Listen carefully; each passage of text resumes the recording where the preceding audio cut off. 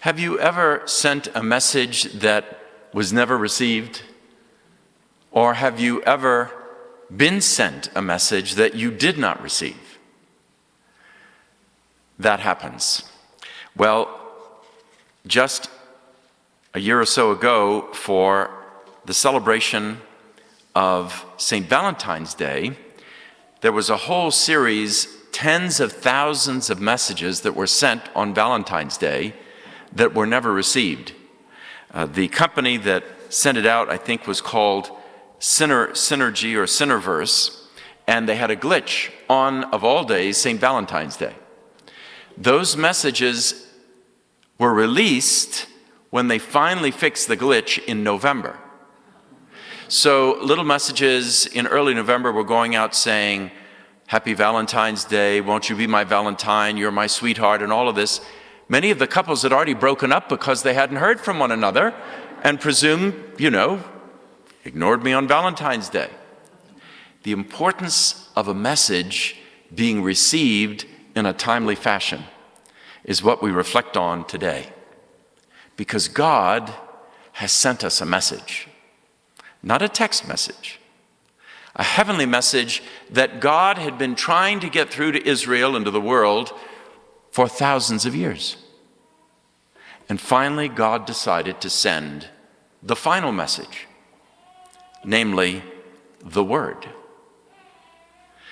God's eternal Word is a message. The messenger, Gabriel, came at the Annunciation to plant that message in the heart of Mary. Mary said yes, and the history of the world was changed. Listen to what St. John says. This gospel is traditionally the first gospel of the year, the last gospel of the year. And in the Old Latin Mass, it was proclaimed at the end of every Mass, High Mass. And this is what it says. In the beginning was the Word. There's the message. And the Word was with God, and the Word was God. He was in the beginning with God. All things were made through him, and without him nothing was made without him. In him was life, and the life was the light of mankind. The light shines in the darkness, and the darkness has not overcome it. So the Word, the message that God sent, is a person. And that person radiates light, as we see in the scenes of the Nativity, light shone, not only upon the newborn child, but within and flowing to the world, because he is the light of the world. In addition, he said, "I am the way, the truth, and the life." And that abundant life was right there in a crib, in a cradle. And that light illumined the shepherds who came to them, and they were stunned. And then the wise men who come later, they're overwhelmed. And Joseph and Mary are beside themselves with joy because the Word was spoken. And the Word was made flesh, as St. John continues in this prologue. The Word was made flesh and dwelt among us. The message. God decided to encapsulate his message of who he is. God is love. 1 John chapter 4.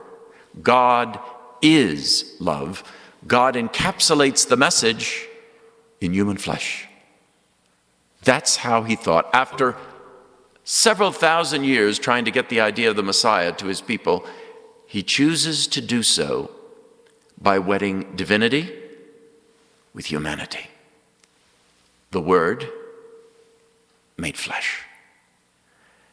And it was through a yes of the woman, the mother Mary, who is now mother of God. God, who had no mother in heaven, now comes to earth and receives a mother because Mary said yes. And the scriptures tell us, it does not say, for example, that he was born from a woman, right? He was conceived and born of Mary. He is part of her in the sense that he takes his flesh from her. So this is important for us to realize. It's not like God just came and fashioned something and put it inside of Mary and said, okay, now you give birth to this God-man. No. Mary cooperated. She gave that. So here's the thing.